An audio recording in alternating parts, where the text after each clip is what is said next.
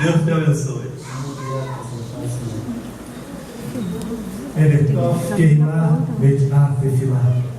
Boa noite, igreja, casa de oração.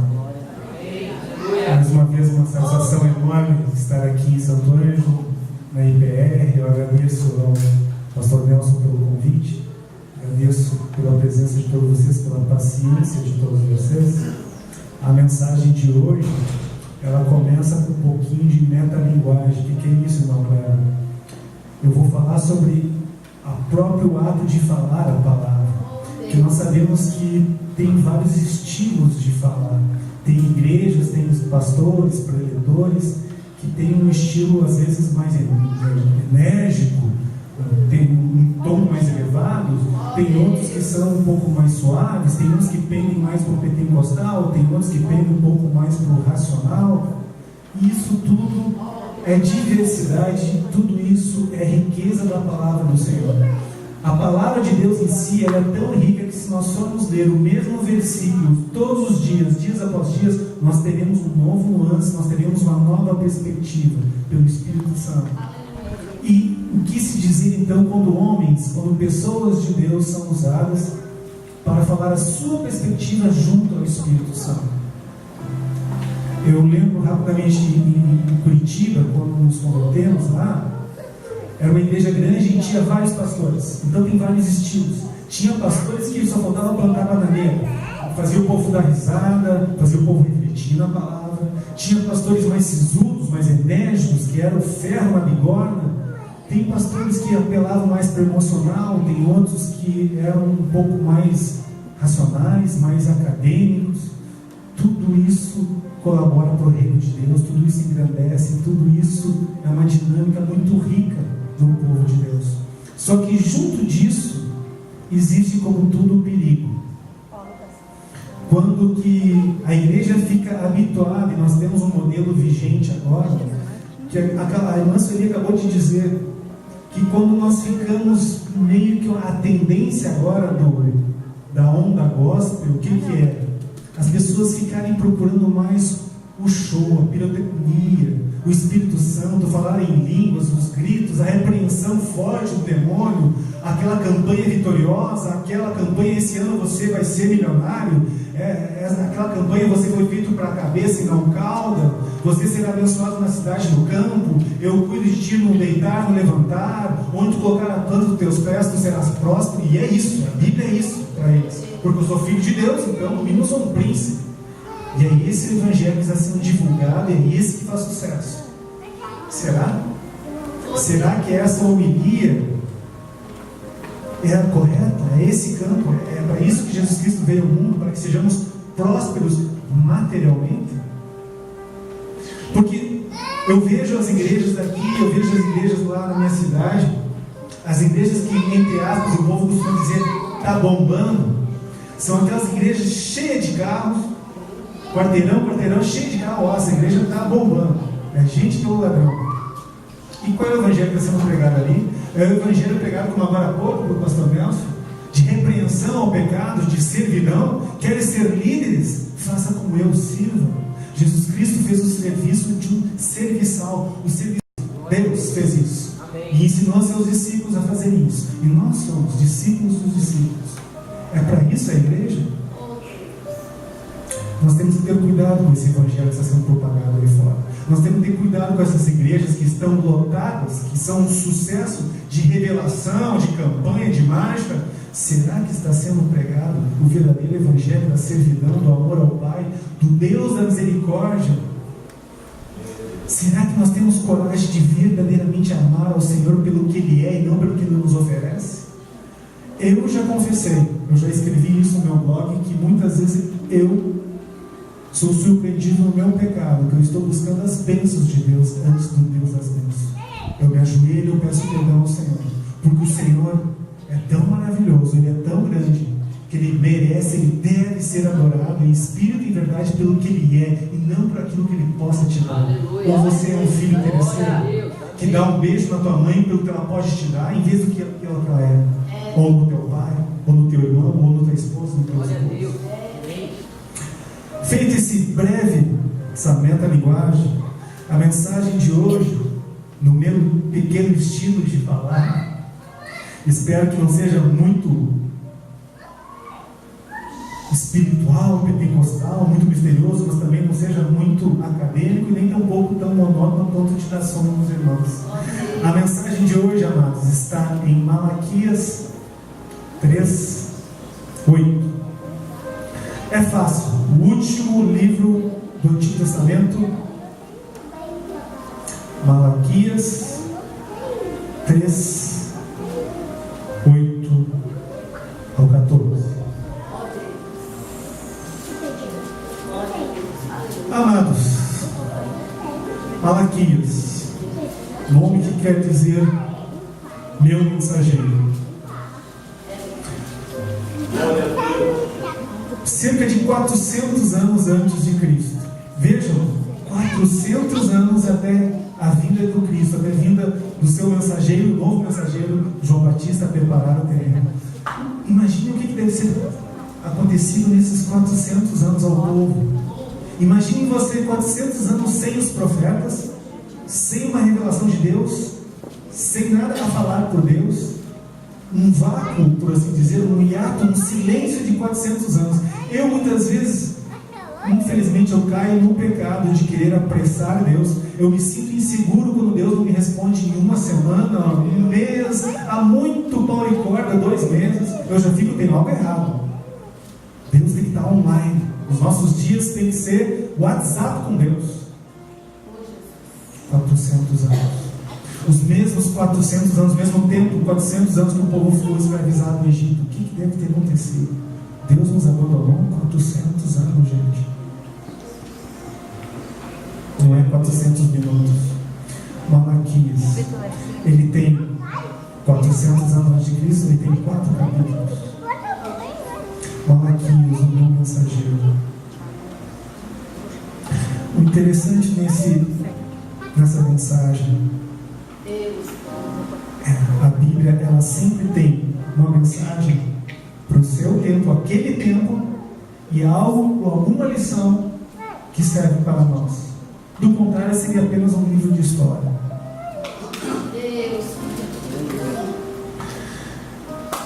Roubará o homem a Deus? Todavia, vós me roubais, e dizeis: em que te roubamos? Nos dízimos e nas ofertas. Com maldição sois amaldiçoados, porque a mim me roubais, vós, a nação toda. Trazei todos os dízimos à casa do tesouro, para que haja mantimento na minha casa, e provai-me nisto, diz o Senhor dos Exércitos. Se eu não vos abrir as janelas do céu e não derramar sobre vós bênção sem medida, por vossa causa repreendei o devorador, para que não vos consuma o fruto na terra, a vossa vide no campo não será estéril, diz o Senhor dos Exércitos. Todas as nações vos chamará felizes, porque vós sereis uma terra deleitosa, diz o Senhor dos Exércitos. Amém. Glória a Deus. Maiêutica, o que Sócrates fazia mais ou menos nessa época também, mais ou menos uns 400, 500 anos antes de Cristo, que é de você, através de perguntas, você faz o teu interlocutor pensar, meditar, e ele te dá a resposta. Malaquias faz esse jogo de perguntas e respostas, como se Deus está perguntando ao povo e o povo respondendo. O povo tinha entrado numa mecânica automática de dar ofertas e dízimos como quem paga imposto, meio de má vontade, mas do tipo: pronto, cumpri a minha obrigação. Como quem vai ao culto, pronto, fui no culto domingo, cumpri a minha obrigação, me livrei, menos uma tarefa para fazer. Como quem lava uma louça, pronto, já. O povo estava assim. O povo já não estava mais entendendo os dízimos e as ofertas como uma bênção, mas como um dever. E um dever esse que muitas vezes você faz do teu jeito. Você dá alguma coisa para Deus. Naquela época, os dízimos eram os 2 principais. Era o dízimo que era dado na festa anual para os levitas, para a tribo levita, que não tinha sustento próprio, e a festa do Senhor. Sendo que na festa do Senhor em Jerusalém, no terceiro ano, a contribuição dos dízimos era contida no próprio dizimista. O próprio dizimista ficava com ele, esse dízimo, para ele em sua casa dar diretamente aos pobres.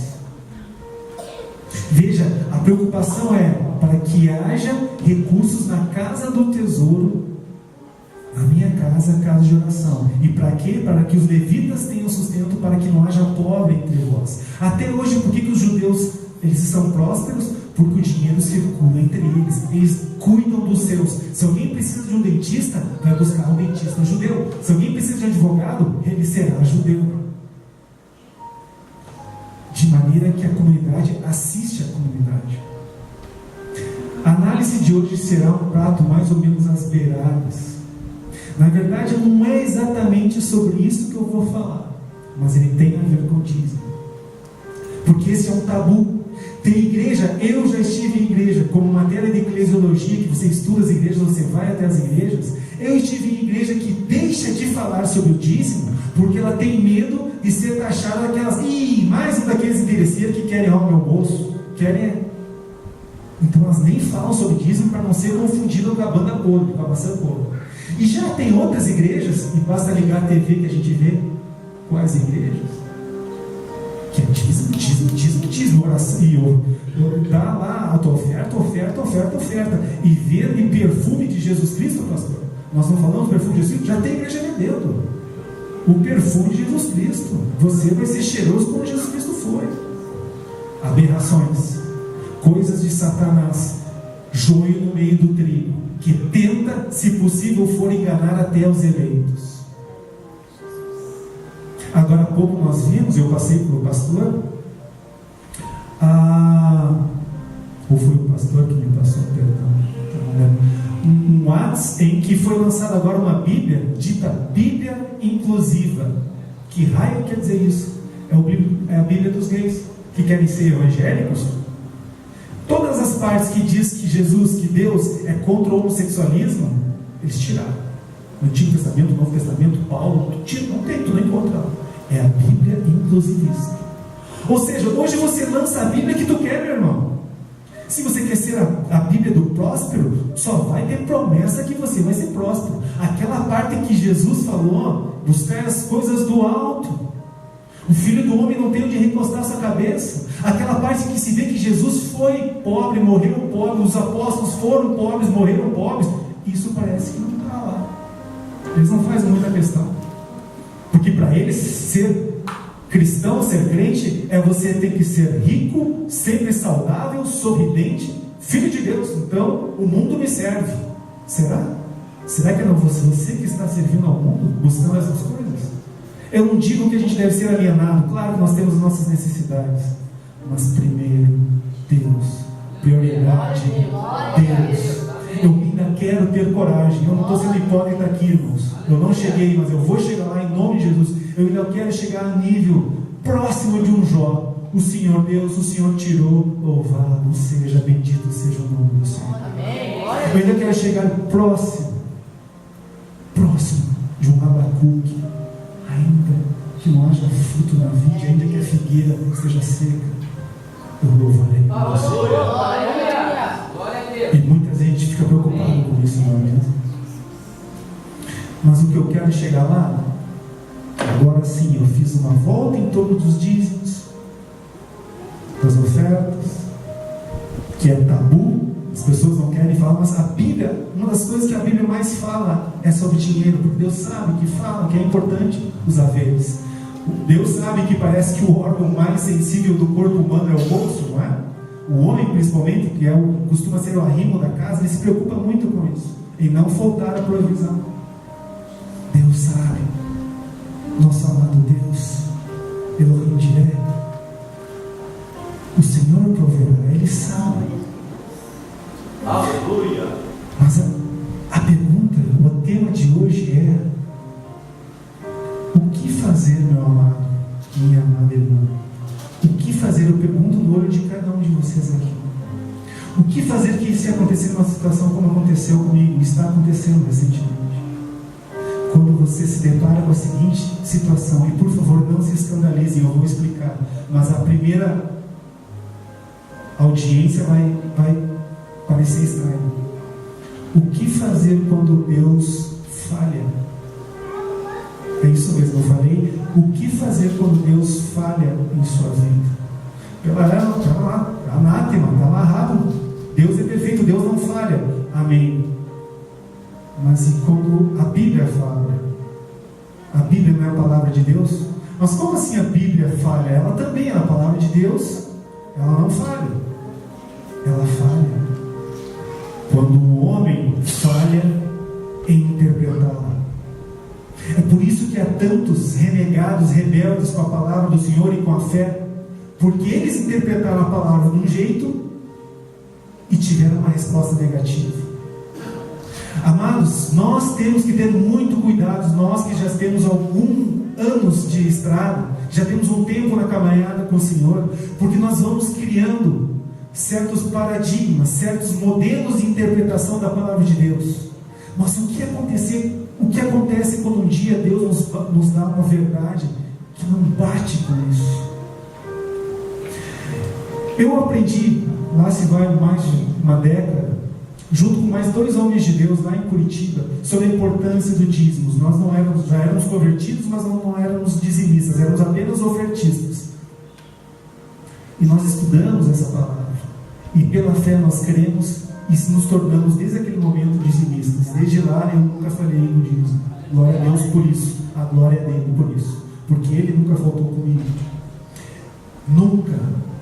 Mais de uma década, nunca Jesus faltou comigo em minha dispensa. Houve momentos em que estava contado. Se eu desse o dízimo, ia faltar, ia me complicar. Eu dei ainda assim. No mesmo dia, Deus me deu o que ele tinha.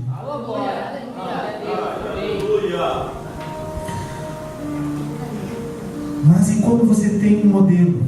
Eu com isso, o que eu criei? Na minha interpretação, eu criei uma pólice de seguros chamada dízimo. Porque veja, o demônio tentou Jesus Cristo no deserto com a palavra de Deus. E Jesus Cristo defendeu-se, afastou o demônio com a palavra de Deus. E o que Jesus Cristo falou quando o demônio tentou? Não tentarás o Senhor teu Deus. Nós não devemos tentar o Senhor teu Deus. A única parte em toda a Bíblia que você vê um momento para provar Deus está aqui. Por isso que é tão capital, é tão importante esse versículo. Porque o próprio Deus diz: fazei prova de mim.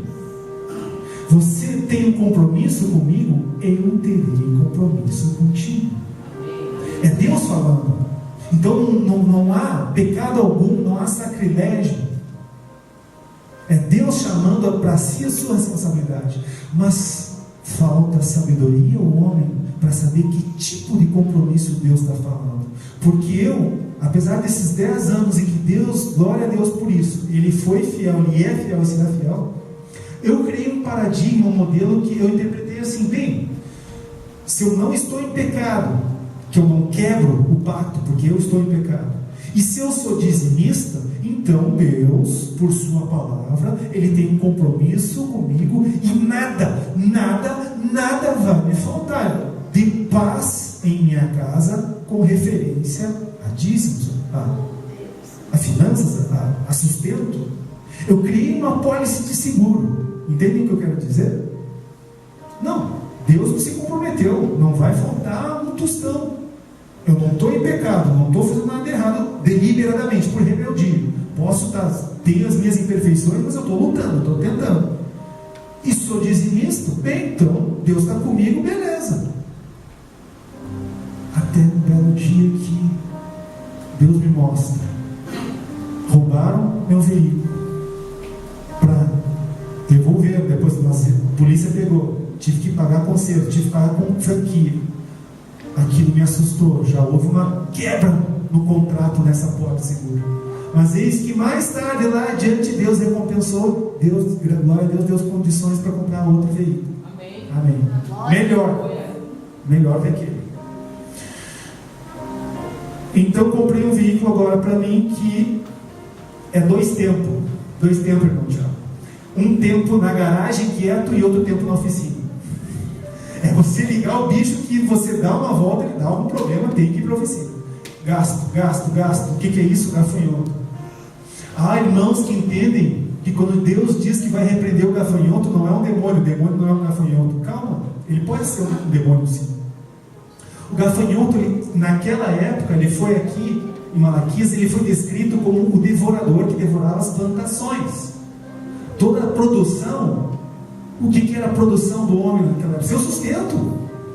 E o demônio, ele tem condições sim de querer tentar tirar a tua paz, o teu sustento, aquilo que te provém.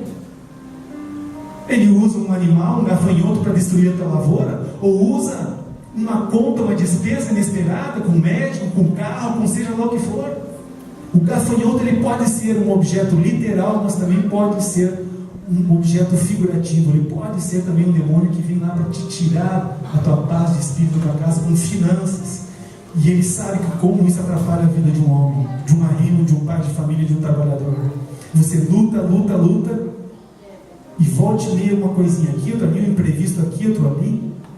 Aumento dos impostos, aumento da gasolina, aumento da energia elétrica. E então, eu passei umas 2 semanas mal-humorado. Eu fiquei aturdido, eu fiquei impactado, pastor. Porque eu não entendia. Não, mas então todo esse tempo eu estava enganado? Então por que Deus foi fiel todo esse tempo, se não é assim do jeito que eu interpreto? O que está acontecendo?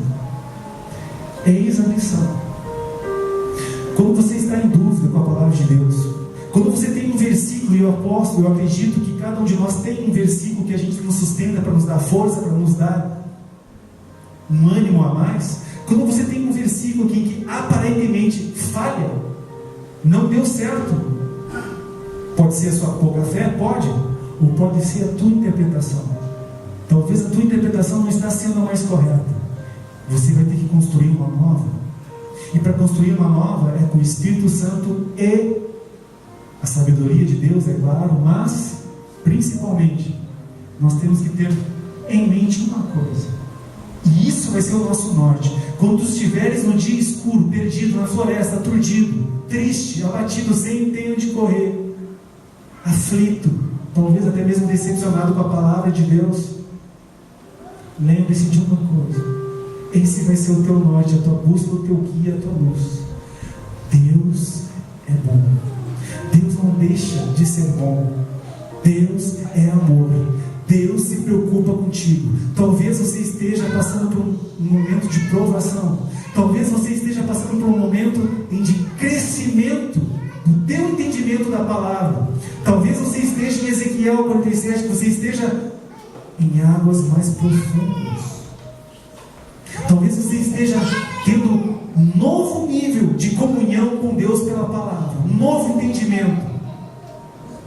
Eu estou aprendendo, amados, que com dízimo, Deus faz um concerto conosco, com os homens, para dizer: eu estou contigo.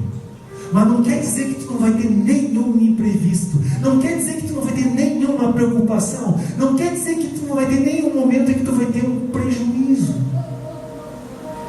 Quer dizer que Ele vai repreender a tua preocupação, porque tu vai descansar nas mãos do Senhor, sabendo que Ele é, entre outras coisas, o teu Deus da provisão. E então sim, tu terás Shalom. Porque Shalom não é a paz do tipo, tudo vai bem, a minha vida é um mar de rosas. Não. Shalom quer dizer, ainda que eu esteja na fornalha, ainda que eu esteja na fornalha, ainda que eu esteja na cova dos leões, o meu Deus é por mim. Eu sei em quem tenho crido. O meu Redentor vive. Eu não sei o que vai acontecer comigo, mas eu sei que eu estou com o meu Deus. E o meu Deus está comigo. E Ele cuida de mim. Talvez não do modo como eu gostaria, como eu imagino, mas certamente Ele cuida do melhor modo, do modo dele, do jeito dele. Porque Ele está mais preocupado com o nosso futuro eterno do que com as nossas necessidades passageiras. E olha que eu digo isso envergonhado, porque eu cheguei até a escrever no meu blog que teve dias que eu fiquei preocupado, irritado com os gastos desse veículo, enquanto que bastou uma notícia na TV para ver como eu estava sendo egoísta e pecador. Eu estava cometendo o pecado da ingratidão, porque ao meu redor tem gente passando fome. Na Venezuela, toda uma nação que foi a nação mais rica da América Latina está morrendo de fome, literalmente. Eu não tenho que reclamar se você tem saúde, se você não tem, se você está de pé ou não, se você está alegre ou não. Você está vivo, e você só está vivo graças ao bom Deus. Amados, a palavra de hoje é essa, para que a gente reflita sobre o que está acontecendo no mundo, nas nossas igrejas. Você pode ter um estilo que você gosta de pregação, pode ser mais pentecostal, daquele que repreende demônio, daquele que te abençoa, glória a Deus por isso, mas não se atenha a isso. Deus é maior do que isso. Nosso Deus é para ser adorado em espírito e em verdade, não importa as circunstâncias. O nosso Deus não é apenas para ser buscado para bênçãos nossas, é para a gente adorar, é para a gente servir em espírito e em verdade, é para a gente se humilhar. E apesar das circunstâncias, se você tiver alguma crise de fé, isso pode significar, não estou dizendo que será, mas isso pode significar uma bênção, uma grande bênção, porque você está amadurecendo na palavra, você está confrontando os teus paradigmas para realmente interpretar a boa, perfeita e agradável vontade do Senhor Deus, a sua palavra. Amados, muito obrigado pelo seu tempo. Desculpe, eu tive que ser breve, rápido. Que o Senhor nos abençoe, te guarde, que o Senhor faça resplandecer o seu rosto sobre ti e tenha misericórdia de ti. Que o Senhor sobre ti levante o seu rosto e te dê a paz. Tenhamos todos uma boa semana, em nome do Senhor Jesus Cristo, nosso Rei e Salvador. Amém. Glória a Deus.